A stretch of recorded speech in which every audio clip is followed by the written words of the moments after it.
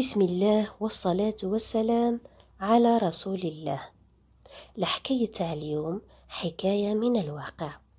تقول الحكاية: أنا اسمي ليلى، في عمري 29 سنة. احنا البنات مهما وش درنا في حياتنا كامل نحلموا بنهار اللي نتزوجوا فيه، ونحلموا بفارس أحلامنا. أنا نفس الشيء، بعد ما تخرجت ولقيت خدمة أبقى لي الحلم نتاع الزواج. تقدموا لي رجال بزاف، بصح والديا ما كانوش قابلين. قالوا لي لازم الراجل اللي تديه يكون قاري كيفك، ولازم يكون خدام وعنده الدار، على جالبه ما يطمعش في دراهمي.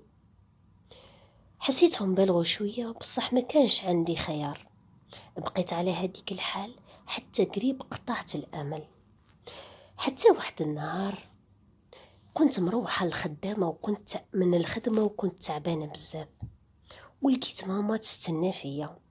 حسيتها فرحانة، قلت لي فرحي يا بنتي، راهي ضحكت لك الدنيا.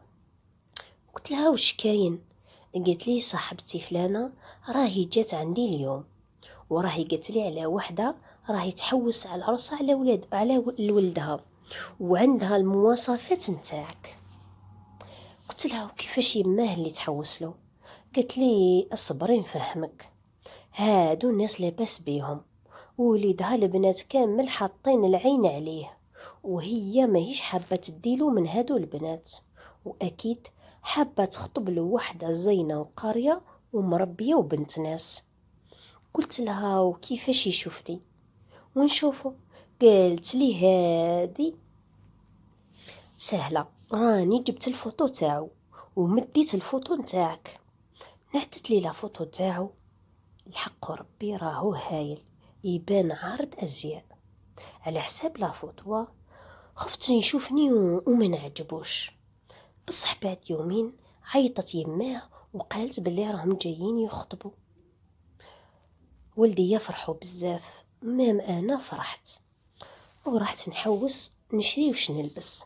ماما وجدت القاطو، والحق النهار اللي يجيو فيه جاو الناس، الحق ربي كانوا حطا. جات يماه وباباه واختو وزوج نسا معاهم. كانت يماه غير هي اللي تهدر، وقالت لنا احنا حاجة ما تخصنا، اذا تفاهمنا منا على شهر نديرو العرس. قلت لنا شرطنا الوحيد الطفلة تحبس الخدمة، لانه ماناش محتاجين حاجة حاجة ما تخصنا. كانوا مزروبين بزاف. ولدي قنعوني نحبس الخدمة لانه راجلي لاباس بيه. قالوا لي راكي رايحة تدلي. حبست وانا في قلبي مش مقتنعة. رجلي كان في عمره 38 سنة، ما هدرناش كامل قبل العرس، وما حكيناش مع بعضنا يلو كان حتى في التليفون. الحق العرس، وكان الحق ربي عرس كبير، لا فامين تاعي كامل كانوا حاسديني. المهم فات هايل، رجلي ما شفتش ضحكته خلاص. بعدها روحنا للدار بعد ما خلص العرس.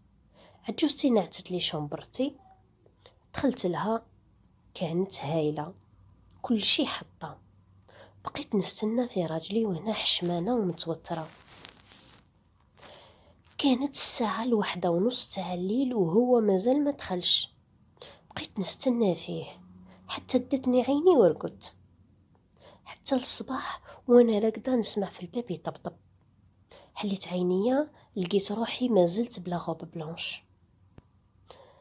نسمع في وحدة تقول لي اهبطي تفطري. رديت عليها وقلت لها درك نجي. نحيت لاغوب زربة ورحت بدلت حوايجي، لبست حوايج ملاح وهبطت. لقيت العيلة كاملة في لاطابل مجتمعين، حتى راجلي كان قاعد. عجوزتي قالت لي حنا نوضو بكري ولازم نفطروا مع بعض، رغم انهم كانوا سهرانين في العرس، بصح ناضو بكري. من بعد ما كملنا قالت لي عجوزتي راني عندي هضرة معك. رحت نحكي معاها، قالت لي حاجة واحدة نقولها لك، لو كان تغلطي وتحكي كاش حاجة صرات في هذا الدار راكي ما تزيديش تقعدي دقيقة فيها. اسكت وبقيت غير نشوف، ماني فاهمه والو. طلعت للشوم لا لا طلعت للشومبر نتاعي ولقيت راجلي. قلت له صباح الخير، ردها لي بلا حتى ما يخزر فيا. قلت له وين راك رايح؟ قال لي عندي خدمه. ما حسيتوش عريس. دخلت دوشت وعدلت روحي كيما كامل العرايس، وخرجت قعدت في الصاله، قصدي في الصالون. بقيت قاعده وحدي. هما عندهم الخديمه تنظف لهم، وعجوزتي راهي هي اللي تطيب في المطبخ، وعندي سلفة واحدة وكانت جداتهم تسكن معاهم. بقيت قاعدة وحدي حتى كرهت، وطلعت لاشومبر تاعي.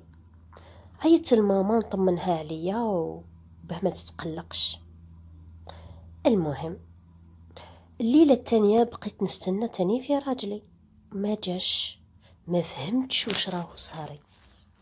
بقيت سمانة على نفس الشيء، وقررت نحكي معاه نفهم علاش تزوجني.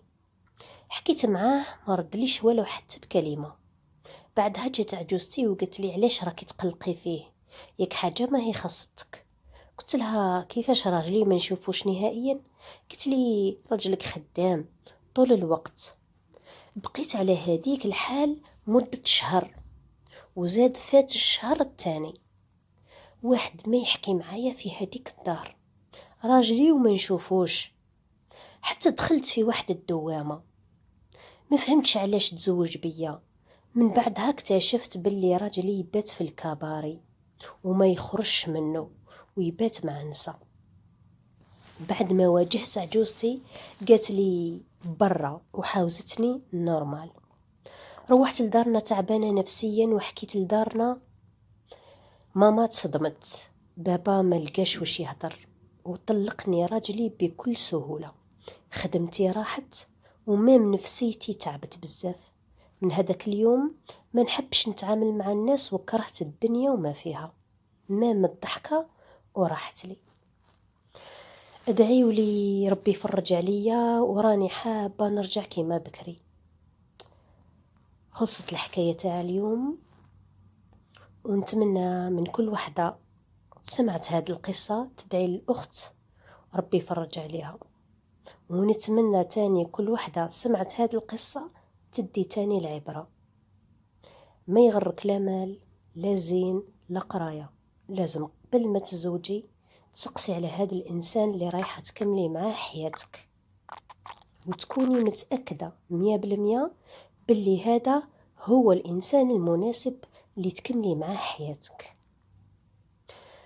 وصلنا دركا لنهاية هذا الفيديو، وإن شاء الله نتقابلوا في قصة جديدة، ولا كما نقولوا في عبرة جديدة.